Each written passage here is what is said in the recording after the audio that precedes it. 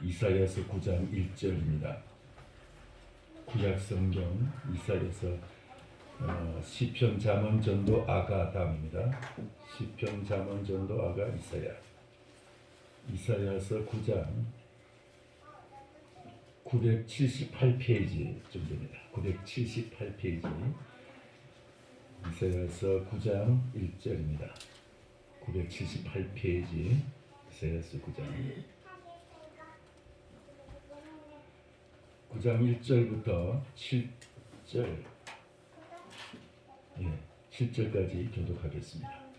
찾으신 줄 알고 교독하겠습니다. 전에 고통받던 자들에게는 흑암이 없으리로다.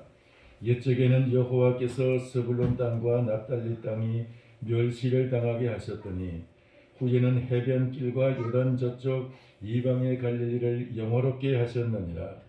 흑암에 나던 백성이 큰 빛을 보고 사망의 그늘 전단에 거주하던 자에게 빛이 비치더라. 주께서 이 나라를 창승하게 하시며 그 즐거움을 더하게 하셨으므로 추수하는 즐거움과 탈취물을 나눌 때에 즐거움같이 그들의 주 앞에서 즐거워하오니 이는 그들이 무겁게 맨 멍에와 그들의 어깨 채찍과 그 앞에 자의 막대기를 주께서 꺾으시되 미디안의 날과 같이 하셨습니다. 오지라이 싸우는 군인들의 신과 피 묻은 겉옷이 불에 섭같이 살라지리니 이는 하나님과 우리를 보고 하나님을 우리에게 신과 대했는데 그의 어깨에는 정사를 메었고 그의 이름은 유명자라 모사라 전능하시는 하나님이라 영원하시는 아버지라 평강의 왕이라 하시니라. 같이 읽겠습니다. 7절.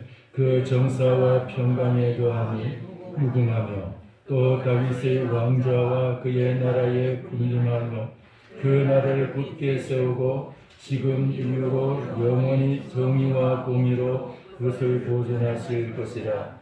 만군의 여호와의 열심히 이를 이루시리라. 아멘. 특소음이 있겠습니다.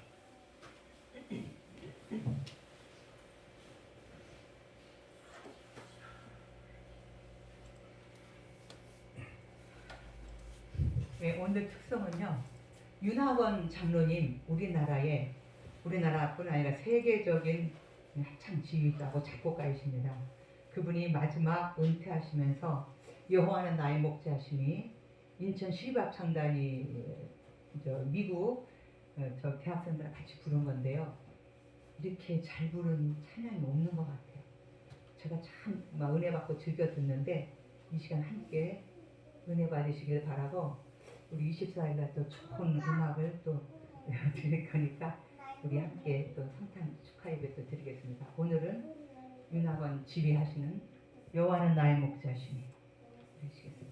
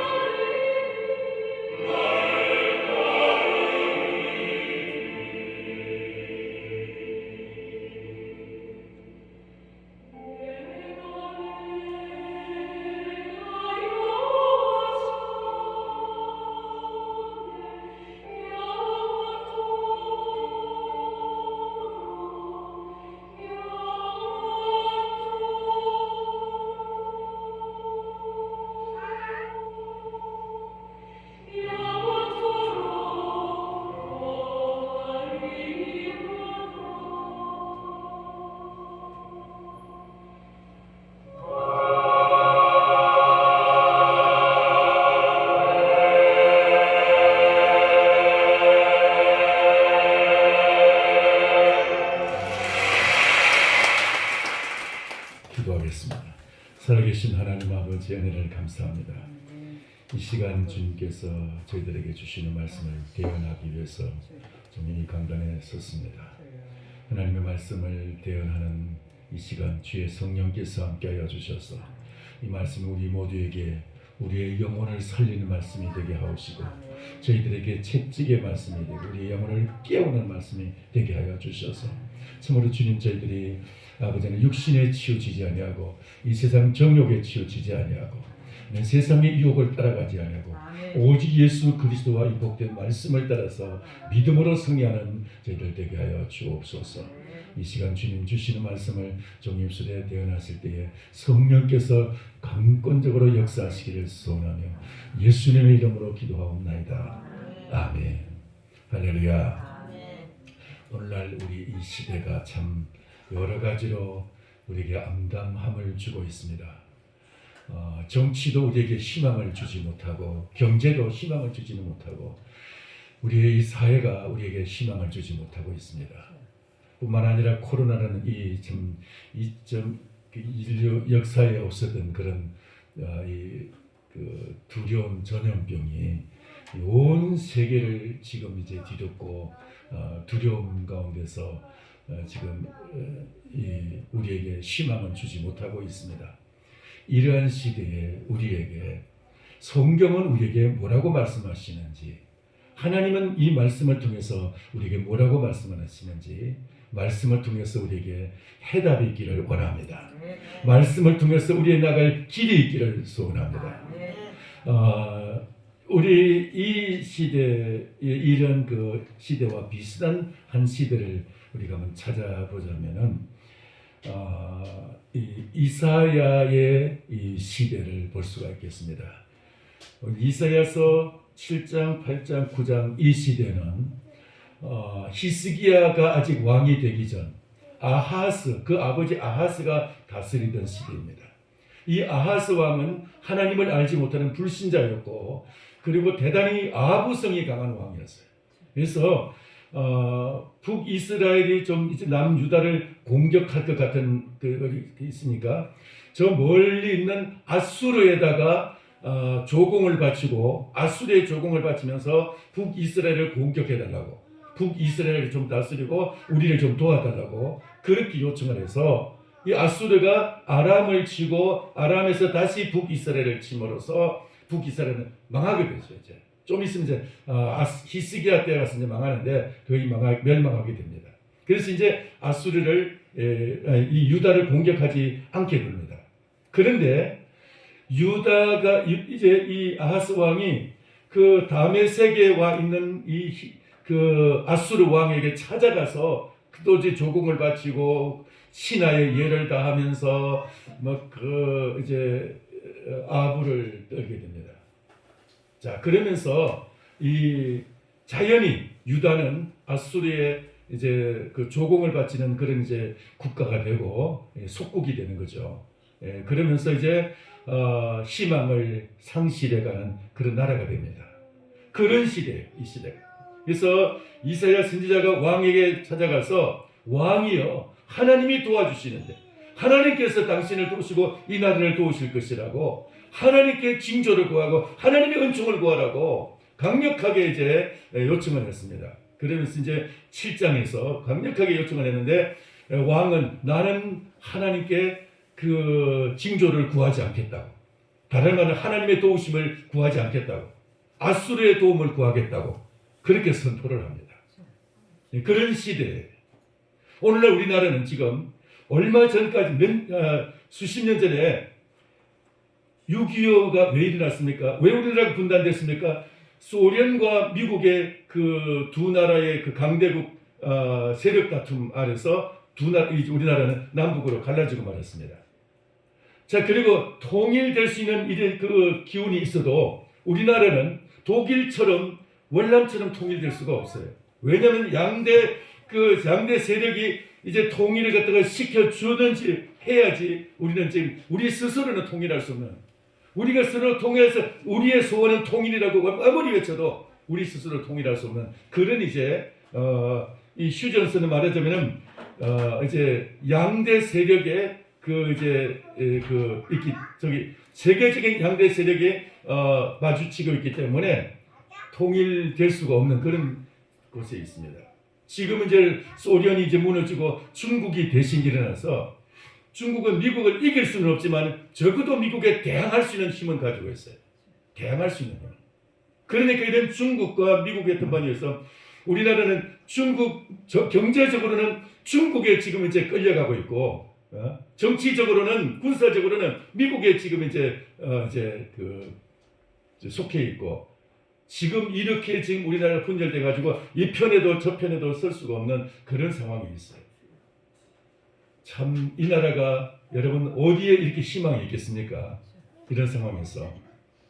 그러니까 이 이사야 선지자가 바라볼 때 그 나라 그 시대가 얼마나 암담했는지, 오늘 이 이사야 선지자가 그러한 시대 속에서 어떤 희망을 발견했는지를 한번 찾아보고자 하는 것입니다.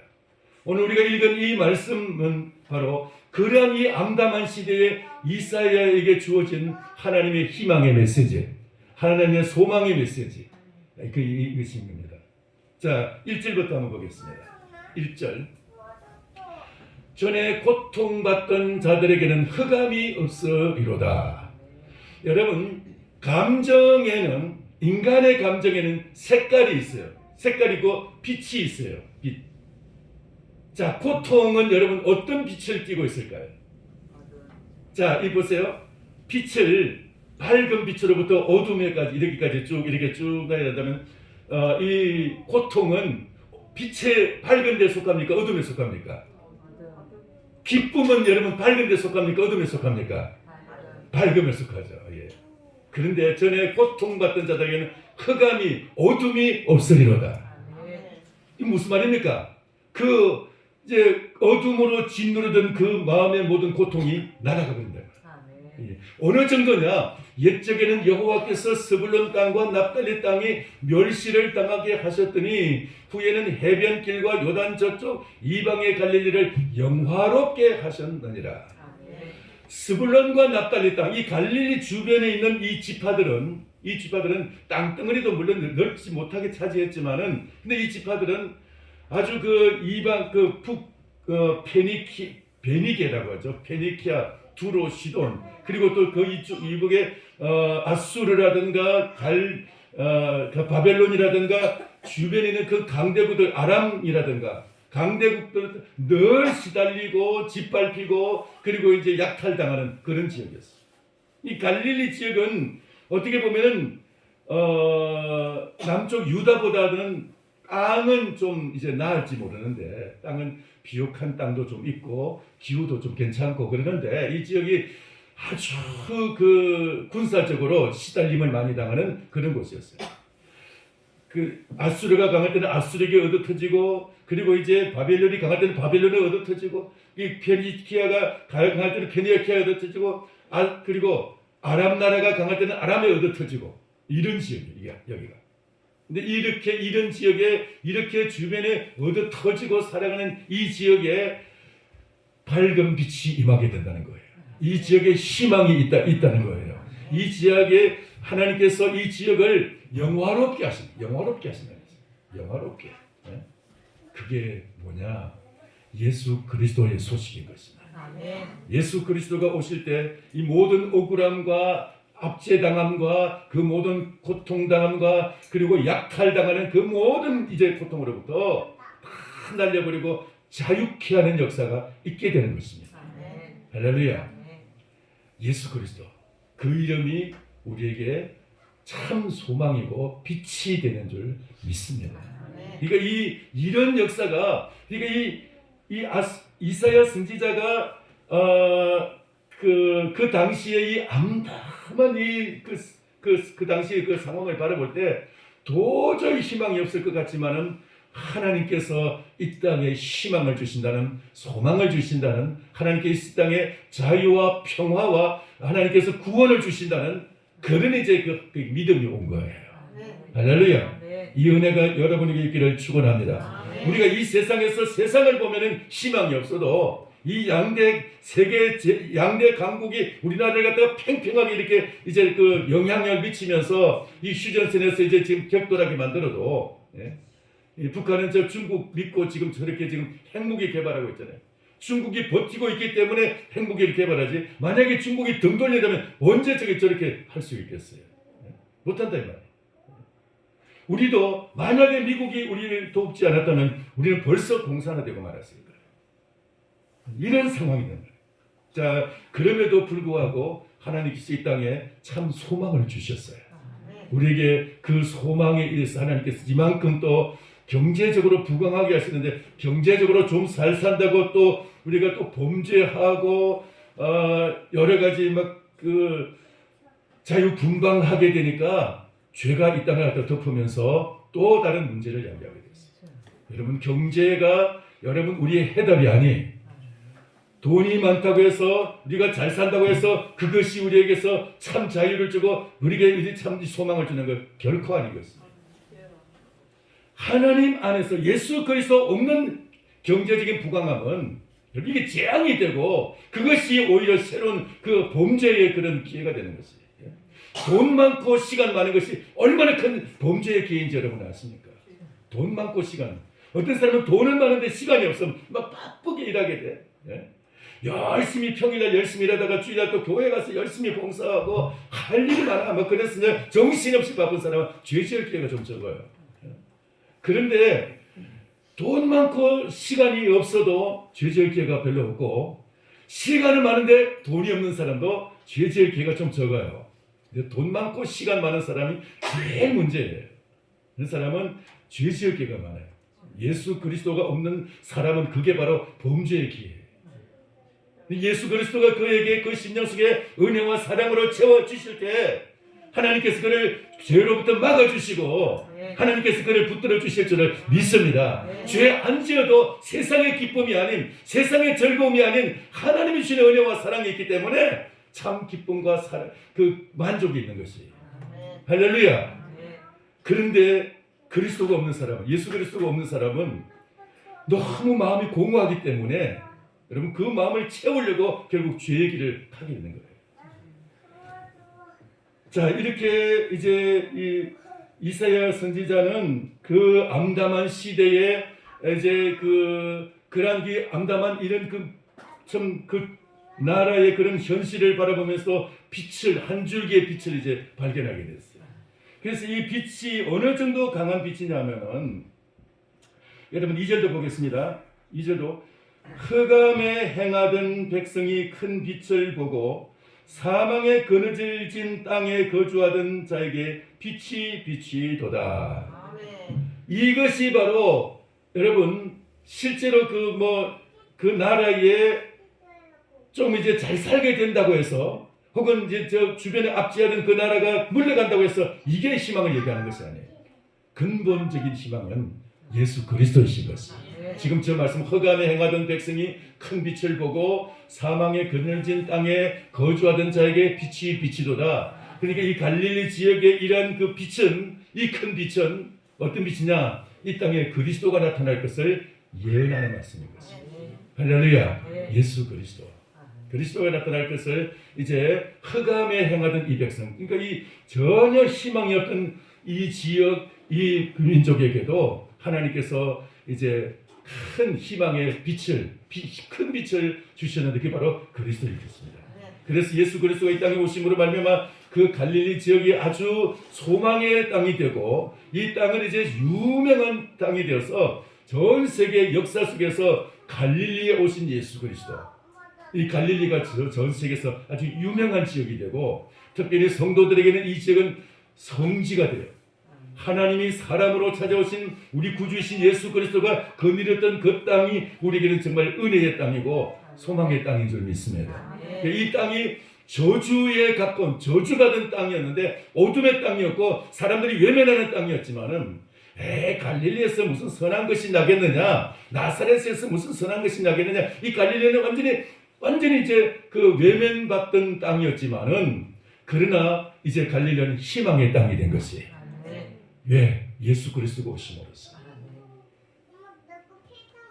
자, 그래서 이제 주님이 이 땅을 이제 오시게 됐는데 그 기쁨이 어느 정도의 기쁨이냐? 그 기쁨. 3절에 그 기쁨을 이야기하고 있어요. 얼마나 기쁜 것인지.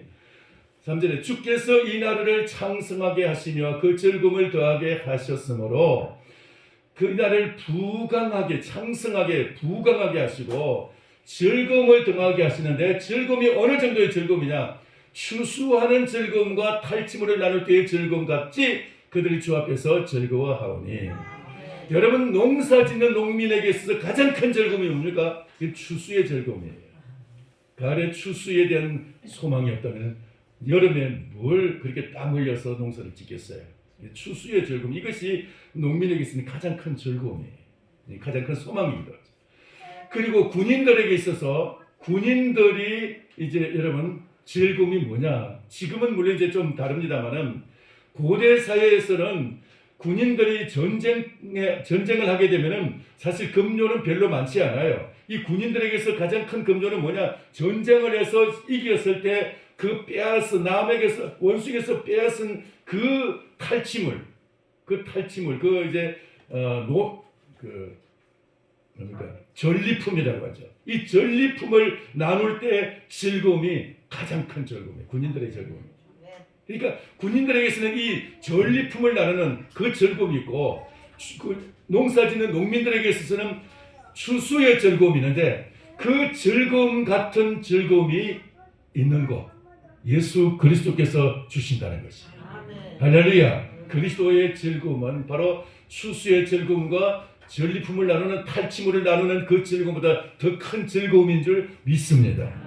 왜냐하면 예수 그리스도께서 우리에게 주시는 이 즐거움은 우리로 하면 영생이라는 생명을 주시는 즐거움이고 이것은 사단으로부터 구원받은 이 해방의 즐거움이고 이스라엘 백성들이 애굽에서 해방되어서 그들이 이제 요단 홍해를 건넜을 때 얼마나 하나님께서 그들에게 그 놀라운 은혜를 주시고 그래서 얼마나 그들이 기뻐하고 즐거워했겠어요.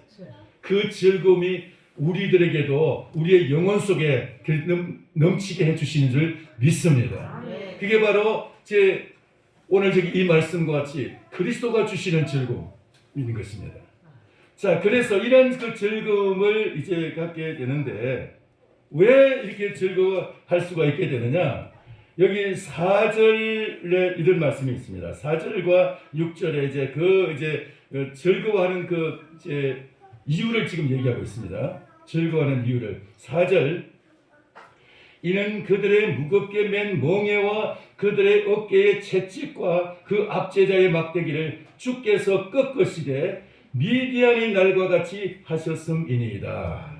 미디안의 날과 같이 하셨습니다. 그러니까 지금 이제 그들이 그 아수르의 이 지배를 당하고 조공을 바쳐야 되는 이런 이 참 압제당하는 것. 마치 우리나라가 일본 제국주의에 의해서 압제당할 때 그때 그 캄캄한 상황과 같이 그렇게 지금 이들이 지금 그 고통을 당하고 있는데 이런 상황에서 이 모든 압제당하는 것과 무겁게 맨 멍에와 그들의 어깨의 채찍과 압제자의 막대기를 주께서 꺾으시는데 언제 같이 꺾으신다고요? 미디안의 날 같이 꺾으신다고 했어요. 미디안의 날 같이.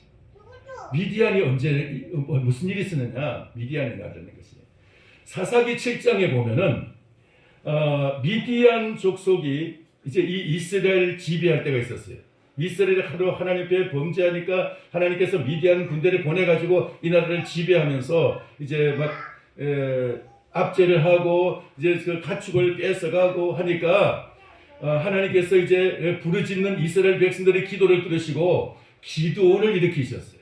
그리고 기드온이 일어나서 하나님의 그 사명을 받아서 한번 이제 그 소집령을 내리니까 32,000명이 모였어요. 그래서 막 모여가지고 훈련을 하려고 하니까 하나님께서 야 너무 많다. 여기서 두려워하는 사람과 그리고 결혼한 지 얼마 안 되는 신혼 가정과 이제 또 집 지은 지 얼마 안 된 사람과 다 돌려보내라. 성경에 보면은 결혼한 지 1년 이내의 사람과 그리고 집 지은 지 1년도 안 된 사람은 돌려보내겠어요. 전쟁 때였어요. 그래서 돌려보냈어요. 그러니까 10,000명이 남았어요. 하나님께서 아직도 너무 많다. 하고 하나님이 이제 하나님의 방법으로 골라서 보내게 하시는데 여러분 그건 아시죠? 어떻게 보내시는지 구별하는지. 이제 보내고 나니까 300명 남았어요. 딱 300명.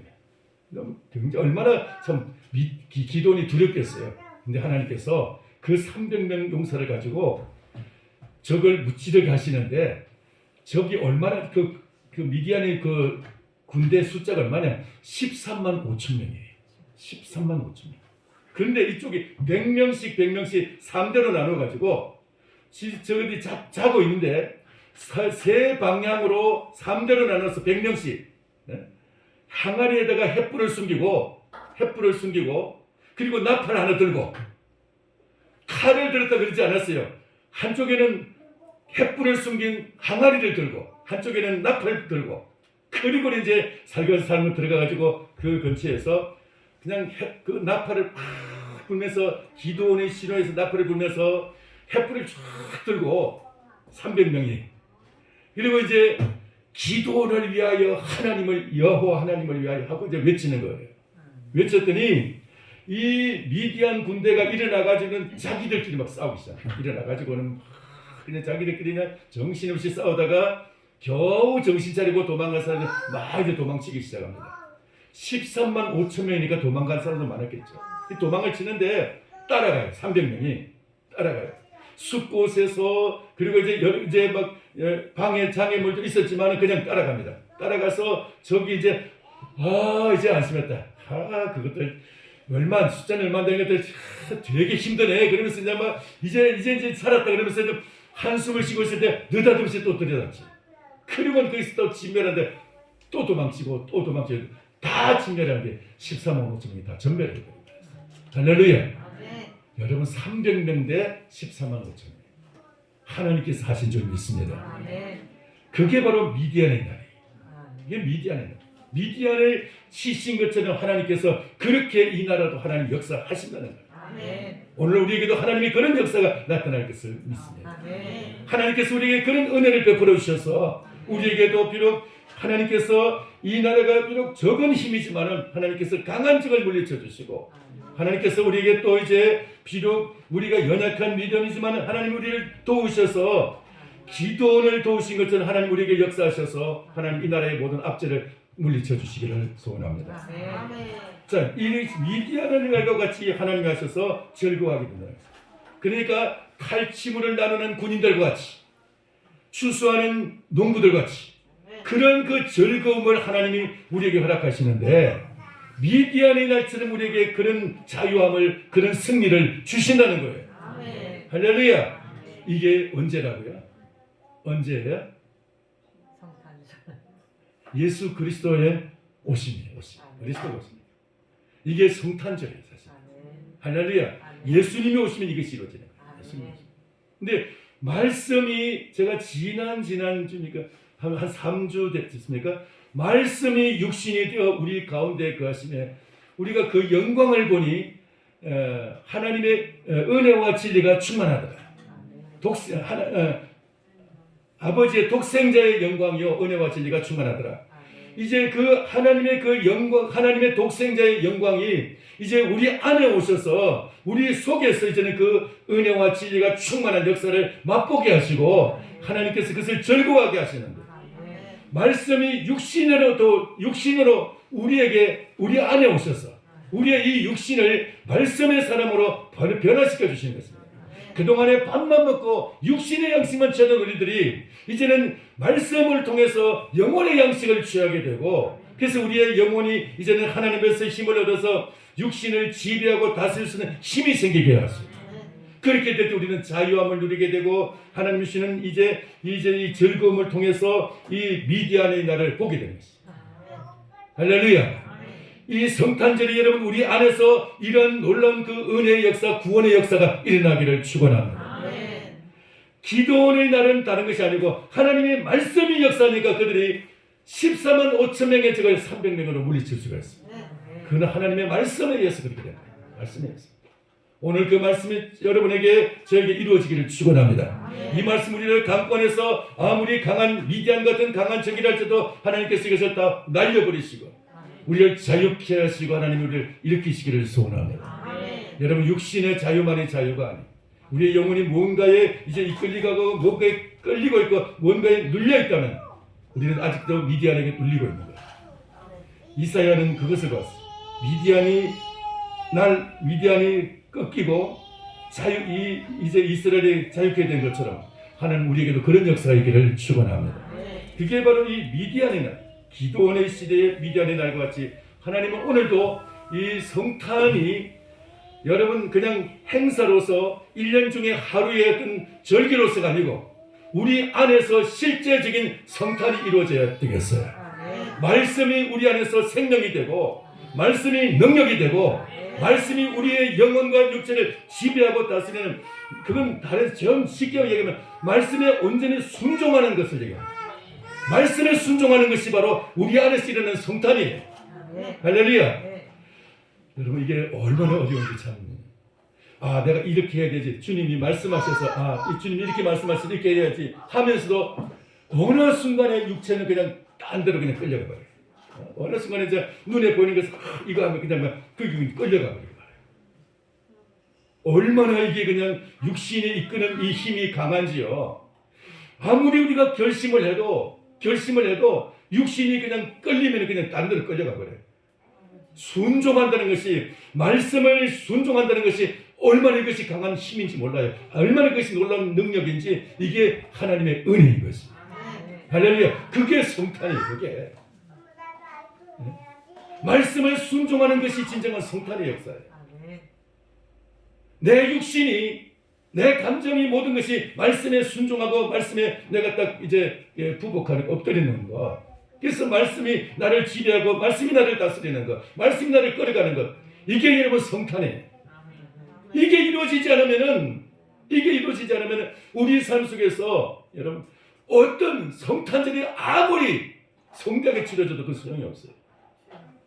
그게 진정한 성탄이고, 그게 이루어지면은 이제 우리는 참 자유함을 누리게 될 것이죠. 할렐루야. 미디안 같은 그런 어떤 우리의 문제가 앞에 있더라도 그냥 하나님이 날려버리실 줄 믿습니다. 하나님께서는 전능하신 하나님, 이쪽 쪽에서 나옵니다. 전능자라는 것은 바로 그런 의미입니다. 자, 그래서 이런 미디안의 날같이 우리 하나님 우리 갖다가 이제 그렇게 하시는데, 어떻게 이런 역사가 일어나느냐? 6절 보겠습니다. 이는 한 아기가 우리에게 낳고 한 아들을 우리에게 주신 바 되었는데, 한 아기가 우리에게 낳고, 이 아기는 보통 아기가 아니죠. 이 아기는 말씀이 한 처녀 마리아에게 그대로 역사에서 잉태하게 하시고, 남자를 통해서가 아니라 말씀이 마리아를 통해서 잉태하게 하시고, 말씀이 잉태하게 하시고, 그리고 이제 한 아들을 우리에게 주신 바 되는데, 한 아기 하면 이것은 인성을 의미해요. 예수님의 그 인성을 의미하는 것이고, 한 아들을 우리에게 주신 바 되는데, 이것은 하나님께서 당신의 독생자를 말씀으로 천지를 창조하시는 그 말씀이신 로고스이신 하나님이 사람 속에 들어오신 그 역사, 그게 바로 한 아들을 우리에게 주셨다 이 말이에요. 그러니까 하나님이 당신의 영광과 그 모든 영광스러운 신분과 구원이와 당신의 그 모든 것을 다 버리시고 이 피조물인 인간 속에 들어오시는 것. 이게 바로 한 아들을 우리에게 주신 바 되었는데, 그래서 이분에게는 신성이 있다는 것입니다. 하나님의 아들이신 그 신성을 가지고 아기로서 들어오셨어요. 이 마리아에게. 그와 같이 오늘 우리들에게도 이런 역사가 있어야 돼요. 내가 예수 그리스도를 모신 것이 우리 자신의 인격과 우리 자신의 우리 이 자존감과 우리의 이 개성, 이걸 갖다 전혀 무시하지는 않아요. 우리가 가진 모든 실력과 가진 모든 것을 주님은 다 알고 계시고, 우리는 인간으로서의 인간성, 이 모든 것을 주님은 다 알고 계셔요. 그리고 그것을 다 사용하세요. 선지자들 보면 선지자들이 성경을 기록할 때 여러분 그들의 인간성과 그들의 실력과 지식과 그들의 지혜와 그 모든 것을 하나님 다 활용해서 성경을 기록하게 하시는데, 그러나 성령께서 말씀하시는 대로, 성령이 말씀을 주시는 대로 기록을 했어요. 그들이 인간으로서의 그 모든 자질을 다 활용하고 지식을 활용하고 그러면서 성령의 강권에 서서 성령의 이끄시는 대로 성경을 기록하게 하십니다. 이 두 가지 신성과 있음이 결합돼 가지고 성경도 기록하고 오늘 우리들에게도 그런 역사가 있기를 축원합니다. 하나님이 여러분에게 이런 하나님의 신성으로서 하나님의 아들이신 그리스도가 우리의 영혼을 우리의 삶을 강권하셔서 우리가 가진 이 인성, 이 성품, 우리가 가진 인격, 우리가 가진 지식과 실력과 이 모든 것을 이용해서 하나님의 원하시는 삶을 살아드릴 수 있게 하십니다. 하나님을 기쁘시게 하는 삶을 살아드리고 하나님이 영광 받으시는 삶을 살기를 축원합니다. 한 아기가 우리에게 낳고 한 아들을 우리에게 주신 바 되는데 그의 어깨에는 정사를 메었고 정사라면 정권이라는 것이죠. 요즘 이제 대통령 우리나라 이제 대통령이 이제 그 정권을 잡은 것처럼 그렇게 이제 예수 그리스도에게 이런 정권을 맡기셨다 이 말이죠. 어깨에 예수님 어깨에 정권을 맡기시고 그의 이름은 기묘자라 모사라. 여러분 이 말이 참 이제 소중한 말인데 기묘자라는 말은 영어로는 원더풀이라는 말이에요. 원더풀이 무슨 뜻일까요? 원더풀 아빠의 청춘. 여러분 혹시 기억나세요? 원더풀 이 말이 무슨 말이에요? 우리나라 사람이 영어 참 많이 썼어요. 그동안에. 자, 이 원더풀이라는 말은 놀라운, 신비한, 신기한, 신비스러운 그런 뜻이에요. 그러니까 이 원더풀이라는 말과 예수 그리스도가 오시면 그분은 원더풀하신 분이에요. 원더풀. 그러니까 신비하신 분이고 그리고 이분은 또 뭐냐 모사라고 했는데 모사라는 말은 옛날에 왕들에게는 그 모사가 항상 붙어 있었어요.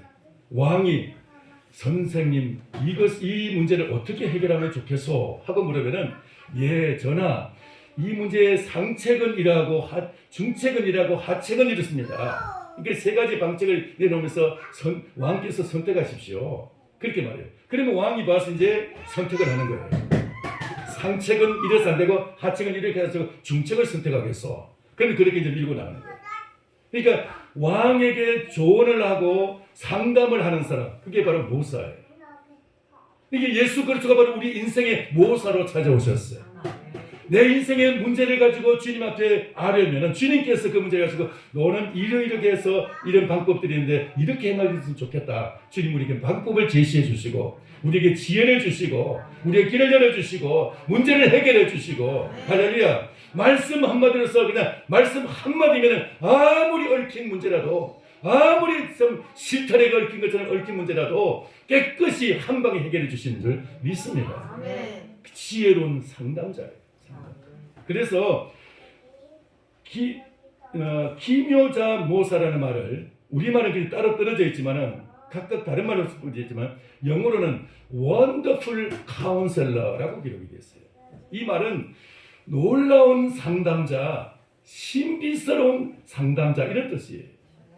그분은 너무나 놀랍기 때문에 우리의 인생에 아무리 큰 문제가 있더라도 민족적인 문제가 있을지라도 그분에게 아뢰면서 이 문제를 어떻게 해결하면 좋겠습니다 하고 여쭈면은 그분이 말씀 한마디로서 딱 해결할 수 있는 그런 놀라운 상담자인 줄 믿습니다.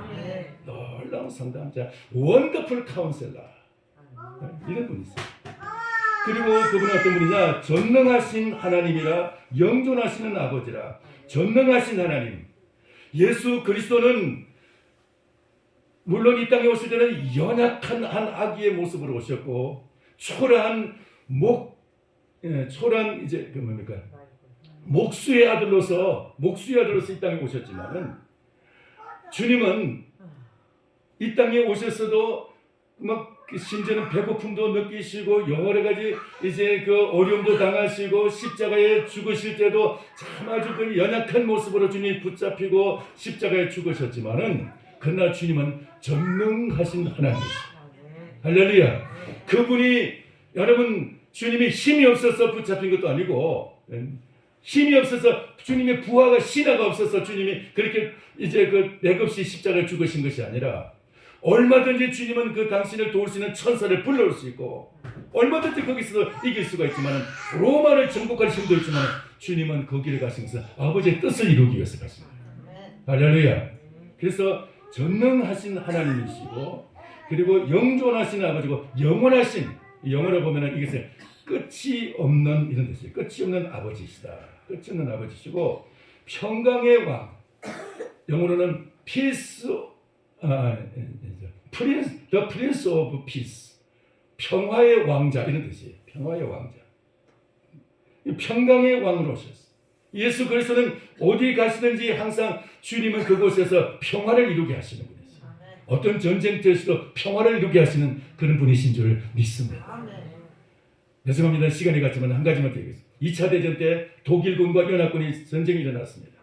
근데 어떤 한 가정에 이제 연합군 쪽에 이제 병사들이 도망치다가 한 가정에 들어갔습니다. 근데 독일 군들이 그냥 무장하고 이제 쳐들어온 거예요. 지나가다 들린 거예요. 밤인데. 그래서 이제 들리는데 이 사람들이 연합군 측에서 이제 숫자가 너무 부족하니까 다락에 숨었어요. 다락에 숨어 있는데 이 독일 군들이 와가지고 이제 좀 식사를 하게 달라고. 그래서 이제 음식을 주면서 부인만 있었는데 부인이 지혜롭게 이제 독일 군들한테 말합니다. 오늘은 성탄절 전야인데 만약에 당신들이 원수가 있다면 용서해 주겠느냐고. 그래서 이제 그렇게 하겠다고 그랬어요. 그래서 이제 다락에 있는 그 연합군 병사들 내려오게 했어요. 그래서 이제 서로 같이 앉아서 식사를 하게 되었어요. 식사를 하고 지내고 다음날 아침이 되었습니다. 아침이 돼가지고 독일 군들이 이제 이 연합군을 보내면서 어디로 가면 우리 독일군이 있으니까 거리로 가지고 피해서 가라고. 그래서 어디에 가면 연합군이 있으니까 그쪽으로 가라고 가르쳐주고 떠났다는 거예요. 이게 성탄절에 일어났던 일이에요. 오늘날도 예수 그리스도는 이런 놀라운 은혜가 있는 줄 믿습니다.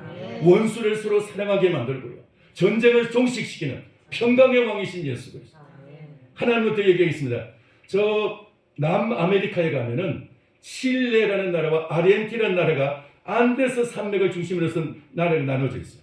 칠레 안데스 산맥 서쪽에는 태평양을 메는 칠레라는 나라가 있고 길게 있어요. 길게 있고 그리고 이제 저 동쪽에는 아르헨티나가 넓은 들을 가진 큰 이제 나라가 있는데 두 나라가 늘 전쟁을 일어났어요.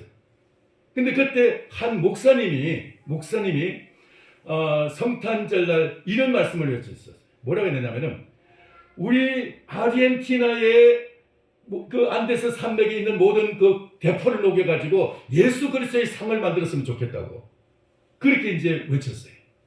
그래가지고 그리고 이제 그 부대에 찾아다니고 그리고 이제 나라의 정부에 이제 그냥 건의를 하고 해가지고 실제로 그 말대로 하게 됐어요. 그래서 칠레 쪽에도 이제 건의하고 해가지고 그 국경선이 양쪽 나라의 그 국경선이 있는 곳에다가 높이 이제 대포를 녹여가지고 거기다가 예수님의 상을 세웠어요.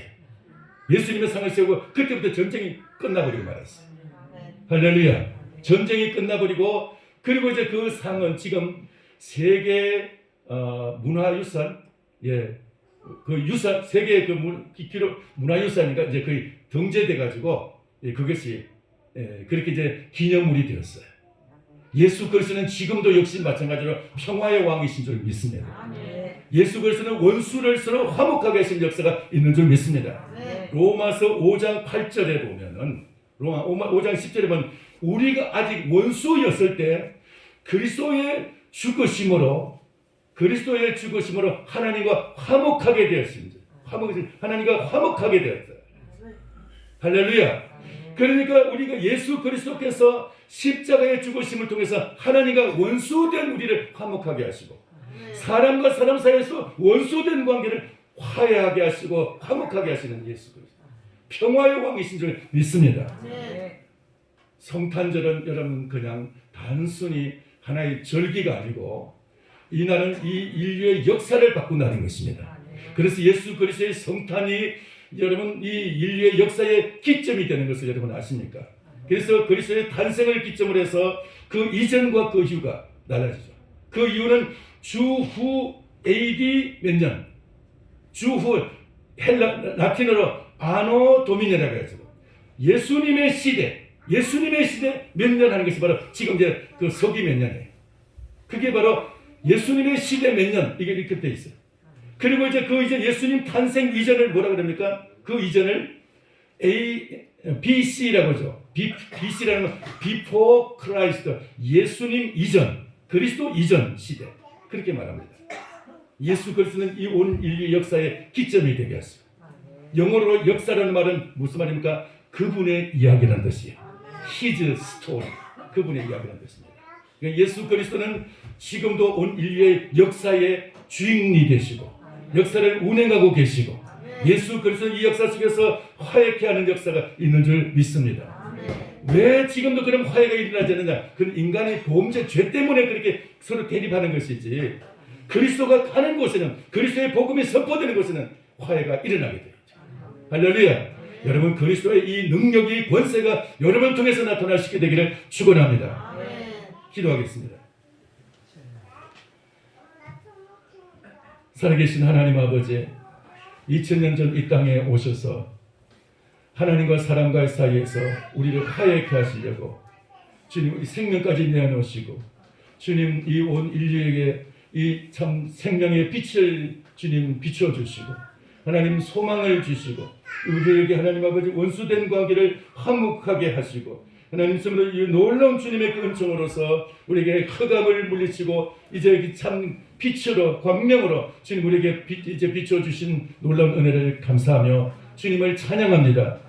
이제 이 성탄절을 앞둔 저희들에게 하나님 이 놀라운 주님 예수 그리스도의 이 복음의 역사가 우리 안에서 먼저 일어나게 해주시고, 예수님의 이 성육신의 역사가 우리를 통해서 이루어지게 하여 주옵소서. 말씀이 육신을 통해서, 말씀이 육신이 되어 이 땅에 오신 것처럼 우리 안에서 이 육신이 말씀으로서 지배받고 말씀으로 순종하고 말씀을 실천함으로써 이 육신이, 썩어질 육신이 썩지 않을 영생의 몸으로 변화되는 아버지 말씀의 사람, 말씀의 육체가 되게 하여 주시옵소서. 주께서 저희들의 역사에서 우리 안에서 진정한 성육신의 역사가, 성탄의 역사가 우리 안에서 일어나게 하여 주시옵소서. 주님께서 주관해 주셔서 진정한 참 성탄이 우리의 몸을 통해서 이루어져서 진정 주님 예수님의 사람으로, 예수님의 몸으로 저희를 온전히 쓰임받기를 소원하며 예수님의 이름으로 기도하옵나이다.